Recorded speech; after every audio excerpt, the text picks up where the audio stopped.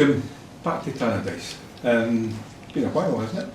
It has, yeah. It's been too long, to be perfectly honest with you. Going on probably best part of a month, I think, since we last played in front of our home fans. So we're really looking forward to being back there. We've had some very difficult games on the road, albeit came through the majority of them with really positive results, and we're all looking forward to getting back to Tannadice in front of a really good crowd. I'm led to believe there's going to be in excess of 10,000 supporters there on Saturday, so a great turnout and hopefully a memorable performance to go with it. Can I ask you about the football calendar then, Jim? Because it seems to be you go 2 or 3 weeks, then you're off for 2 weeks because of the international breaks, and there's another one coming up again. I think that'll be the third one since August. How upsetting is that in terms of you trying to do the best domestically for your club, but then every 2 or 3 weeks you've got players disappearing all over the world?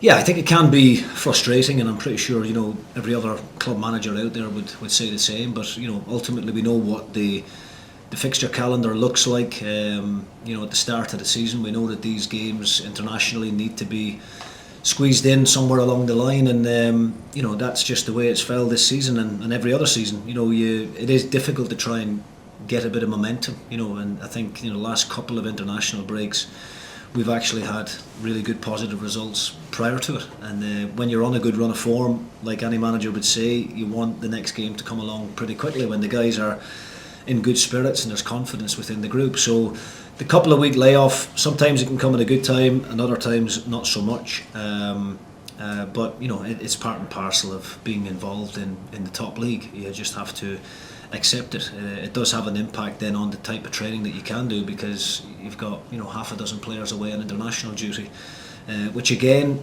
is great for the individuals, and it's great for us as a club to have so many guys away during these international breaks, getting recognition from their countries. But yeah, it certainly can be a disruption along the way. It's changed the face of football, Jim, isn't it? Because it's happening all over. Talking down south about players potentially going on strike because of the World Club Cup next summer. It's some player. Callum McGregor's retired now from international football. He regularly played over 50 games a season.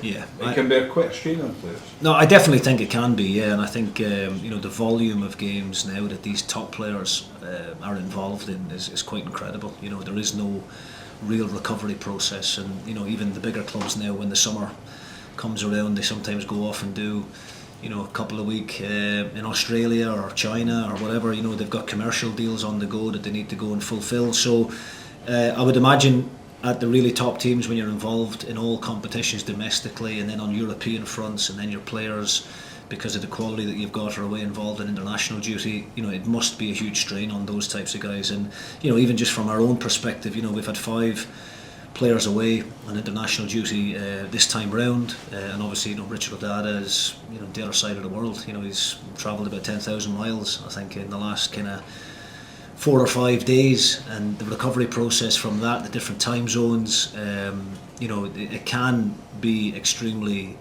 fatiguing, I suppose, for these players. But the normal person out there listening to this would probably say, stop moaning about it and get on with it, and they all get paid enough money. But unfortunately they are only human beings at the end of the day, and they do need the correct amount of time to recover, because I think that's why you often see a lot of these players picking up serious muscle injuries, because unfortunately for them, they don't have enough time to recover in between games. Hibs on Saturday. What have you made of them this season under David Gray? I think the Hibs fans would say the jury's out at the moment, I think, and there's a lot of doubt about the way the club's moving forward.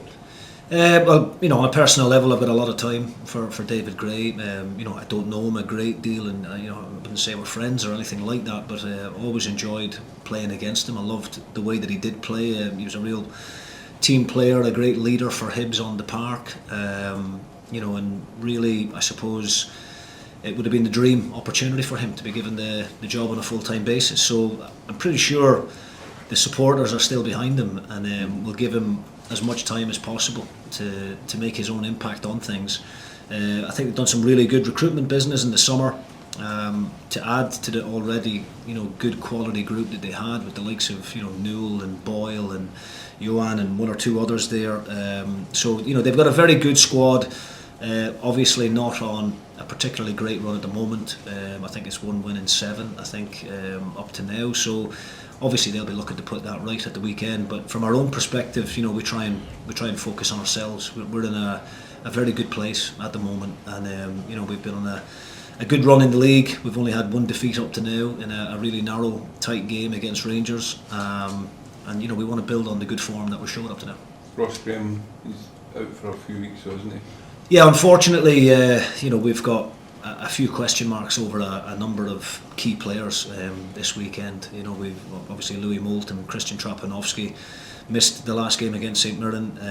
Ryan Strain's been a long-term injury, and Ross Graham now has been added to that list. Unfortunately, just tweaked his hamstring against St Mirren. It's nothing serious. It's not something that's going to keep him out long-term, but he probably will miss the next 2 or 3 fixtures, which is a blow to us as a group. And then there are, as I said, 1 or 2 other players within the squad at the moment that we've got doubts over. So I'm not going to give too much away here today, but we'll have some big decisions to make tomorrow prior to the game on Saturday. Jim, what has been the training focus during the international break for the players that weren't away overseas with their countries? Did you hold a bounce game while that was on? In the last international break, we did have a behind closed doors game because we had the numbers available to us. Unfortunately, in this international break, we haven't. On Monday there when we trained, we had 9 fit players. So obviously 5 of those 5 players away in international duty, and then the rest, unfortunately, in the treatment room. So the medical team have been working really, really hard behind the scenes to try and push 1 or 2 of those players along and try and make sure that they are available for this really important game coming up, and then to make sure that they're available for the weeks after that, because we've got a really tough run of fixtures coming up in the league. And you touched on Adada and the sort of distance that he has travelled to perform in front of his country, with his country, but he obviously had some vital minutes with Kenya. Do you hope that that spirit and performance there comes back and benefits you and the squad here at United? Yeah, absolutely. I mean, we brought Richard in the summer, because we really believe in him, and we think he's still a very young player, but with great potential, and he showed that at his previous clubs. Obviously, a key figure for Kenya. Plays near enough every minute for them, anytime selected, and had 2 really important games against Cameroon last week. So he's a player that we really like. He's getting used to the Scottish game in terms of training, building up that intensity. The league that he's been in previously is a lot slower tempo, and we just need him to try and speed his game up a little bit, which we're seeing that happening in training.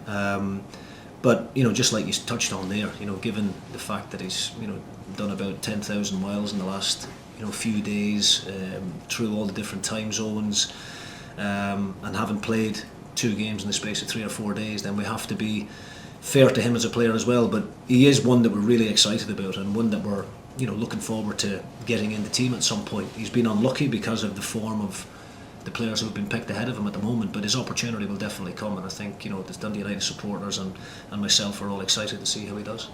And the huge game at Hibs at home, with that home crowd on Saturday. I mean, how are you looking to approach that one, and the fact that it's back at home, the difference in spirits that brings with it as well?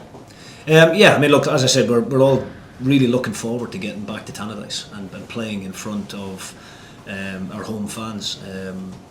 There's going to be over 10,000 of them there cheering us on Saturday, and that in itself, I think, tells you that they're enjoying what they're seeing at the moment. Their team is sitting in the top half of the table. We've only had 1 defeat in the league up to now, and we want to continue on that good form. And they've played a huge role, as I've said in previous press conferences, not just this season but last season as well, in helping us get promoted. And we want to excite them. We want to put on a good performance for them, and hopefully get a positive result off the back of it. Thank you, Jim. Thanks. You've mentioned about the current injuries that are at the club, stretching it a little bit in some areas from there. Do you still feel that there's sufficient depth in the squad that you have, or do you feel you might need to look at plugging some of these gaps? No, I mean, look, we do have a lengthy list in terms of injuries at the moment, but they're not, some of them aren't quite as serious as others, and we expect, to have a few players available in the next couple of weeks, which will obviously strengthen the squad. We don't carry the biggest squad in the league in comparison to some of the other teams. When everybody's fit, we've got about 22 players, but obviously when you start taking 3 or 4 players out of that squad, then it does all of a sudden look a little bit stretched. But I'm confident with the players that we have available to us that we'll be able to put a strong starting 11 on the pitch on Saturday, and then hopefully in the build up to the Aberdeen game we might get 1 or 2 others back and available. But we certainly won't be looking to do any more recruitment at this stage. We're very pleased with the work that we've done in the summer, and when injuries or suspensions occur, then it always gives one of the squad players an opportunity. And up to now, the squad has been tested, and those players who have had to come on during games have made significant impacts, and we hope for the same on Saturday. Just focusing on Dundee United, do you have any concerns going into the weekend game against Hibs? As manager, you've always got concerns. You've obviously approached the game looking at every aspect of it. We focus on ourselves first and foremost, and we remember why we've got the positive results that we have, and I believe that's down to the structure of the team. I believe it's down to the understanding of the players and the roles, what's been asked of them. We've been very hard to beat this season. Defensively, our record is up there with the top teams in the league. And so it's down to hard work, commitment and concentration defensively, and then in possession I think we've always carried a threat. But we respect every opposition, we analyse every team we play against, and we recognise the strengths that Hibs possess as well, with the quality players that they have available to them. So it's about trying to get the balance right between being a good organised defensive unit, but also being a very positive and attacking minded one as well. One of the positives, I would think, for yourself has been the attitude of the players during games, the Kilmarnock game, the St Mirren game, just never ever giving up. Is that something that's different from last season, or is there something else with that? No, it's something that we've tried to drip into the squad, since coming to the club. Really, that change in culture, that understanding that if you do go a goal or 2 behind and there's still time on the clock, that we don't throw the towel in, we never give up, we keep going. We've showed that against Kilmarnock, 3-1 down with only a few minutes left on the clock, and managed to take a really valuable point. And I think the players deserve a lot of credit for that. I think we've shown great resilience at times this season, against some really good teams. Apart from Celtic, we've played the rest of the top 6 and performed really, really well against them, and beaten some of them along the way. So I think we have to take a lot of confidence from that. But the Hibs game on Saturday will bring up its own tests and its own challenges, and we can't lose sight of what that hard work ethic and that teamwork and that team spirit means. And if we apply ourselves in the right way, then we give ourselves a good chance.